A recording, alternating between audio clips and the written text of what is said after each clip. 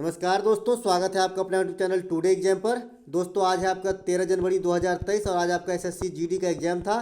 First shift का exam समाप्त हो गया है। फर्स्ट शिफ्ट के एग्जाम में जीके और हिंदी के सेक्शन से जो भी प्रश्न पूछे गए सभी प्रश्नों को लेकर आ गए हैं। तो चलिए दोस्तों शुरू कर लेते हैं। एक प्रश्न पूछा गया था, आकाश के पर्यायवाची शब्द क्या होता है। देखिए आकाश का पर्यायवाची शब्द जो है अंबर है, गगन है, नभ है, ये सब जो है आपका आकाश का पर्यायवाची शब्द है। दोस्तों बार बार बता रहा हूँ, हिंदी पढ़ने की जरूरत नहीं है, वैसे ही पूछा जा रहा है। आप एग्जाम में कॉमन सेंस से भी बना सकते हो।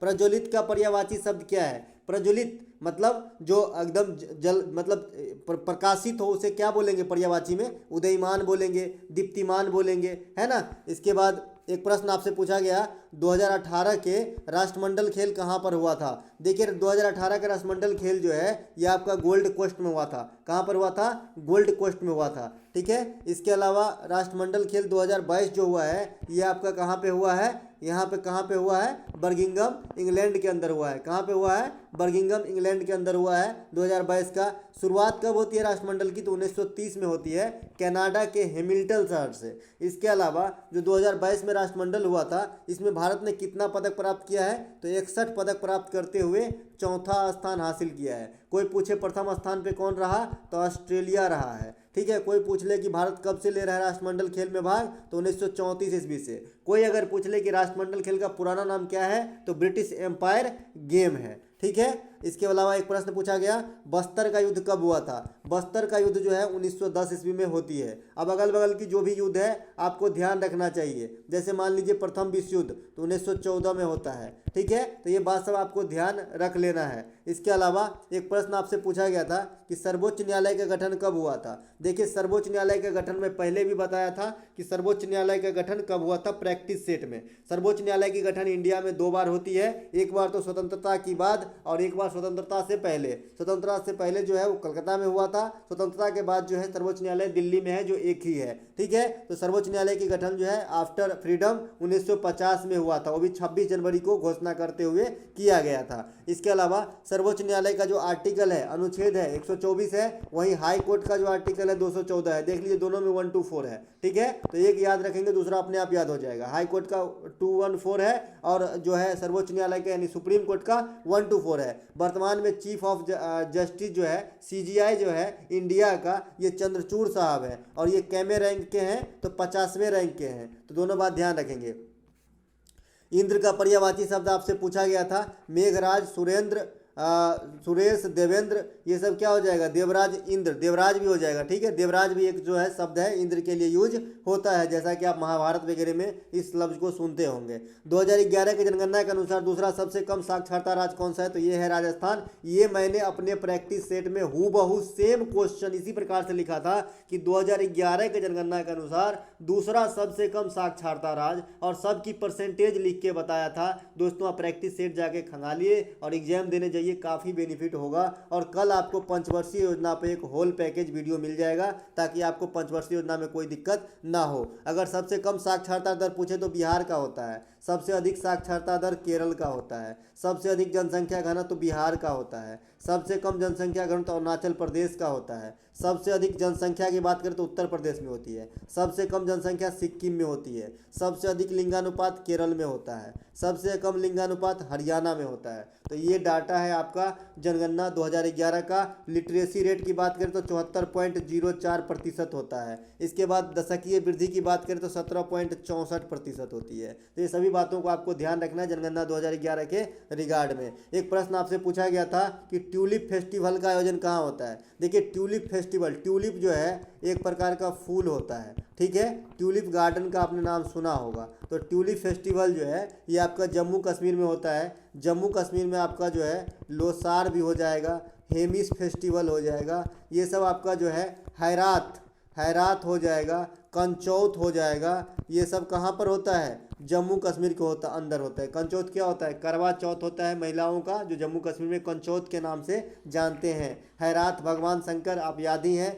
हेमिस राष्ट्रीय उद्यान भी है जम्मू कश्मीर में और हेमिस त्यौहार भी मनाया जाता है। लोसार लद्दाख के साथ साथ जम्मू कश्मीर के कुछ पार्ट में मनाए जाते हैं। साथ ही साथ लोसार जो है और अरुणाचल प्रदेश और हिमाचल प्रदेश में भी मनाया जाता है। इसके अलावा एक त्यौहार है आपका लोसांग जो है ये आपका सिक्किम के अंदर मनाया जाता है। तो ये सब बात ध्यान रखेंगे। बथुकम्मा, बथुकम्मा जो है आपका तेलंगाना के अंदर मनाया जाता है।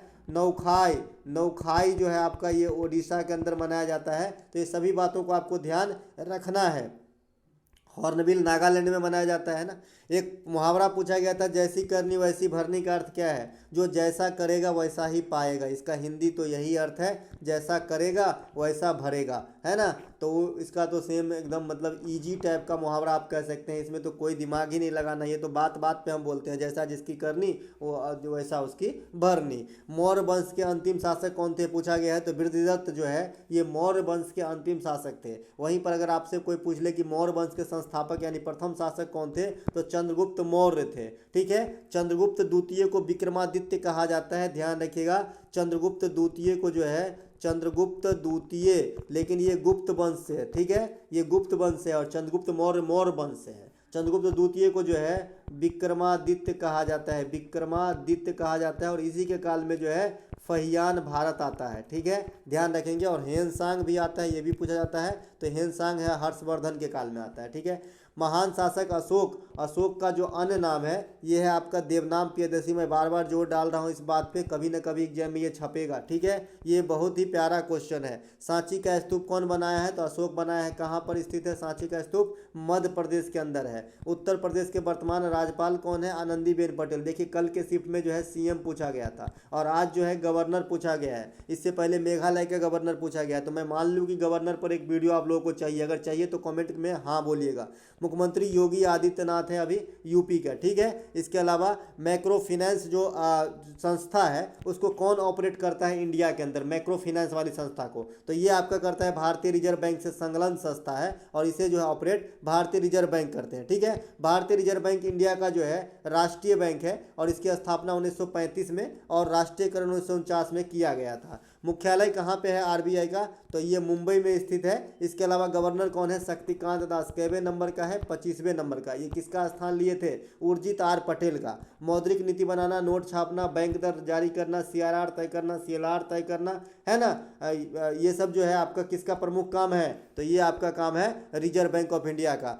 शेर और तार का वृक्ष जो है ना, ये आरबीआई का लोगो है। ठीक है, ग्रुप डी में लोगो पूछ दिया गया था, मुझे ध्यान आया, मैंने यहाँ पे अटैच कर लिया। ठीक है, बैंकों का बैंक या अंतिम ऋणदाता बैंक किसे कहा जाता है? तो आरबीआई को कहा जाता है। अगला एक प्रश्न पूछा गया था कि द्वितीय पंचवर्षीय योजना का योजना अवधि क्या था? देखिए जिस प्रकार से अभी आप स्क्रीन पे देख रहे हैं उसी प्रकार से पंचवर्षीय योजना पे एक फुल पैकेज आपको कल सवेरे जो है प्रीमियर लगा दूंगा, जैसा मैं आज लगा दिया था वैसे ही। तो आप लोग अटेंड करना नहीं भूलिएगा जिनको भी एग्जाम देना है, क्योंकि पंचवर्षीय योजना उसके समय कौन प्रधानमंत्री थे, लक्ष्य क्या था, थीम क्या था, सफल रहा, मतलब कितने रखा गया था रेट, ये सभी आपसे पूछा जा रहा है। तो एक फुल पैकेज के साथ आपको जो है पंचवर्षीय योजना का वीडियो देने की कोशिश करूंगा कल सवेरे। ठीक है, तो आप लोग जो है जरूर अटेंड कीजिएगा। तो बहरहाल आज एक पंचवर्षीय योजना से क्वेश्चन पूछा गया कि द्वितीय पंचवर्षीय योजना का जो है अवधि क्या था? 1956 से 61 था। प्रथम का अगर पूछे तो 1951 से 1900 जो है आपका 1951 से 56। ठीक है, तो ध्यान रखेंगे। इसके बाद प्रथम पंचवर्षीय योजना अगर बात करें कौन सा मॉडल पे था, तो हैराड डोमर। दूसरा पंचवर्षीय योजना किस मॉडल पे था?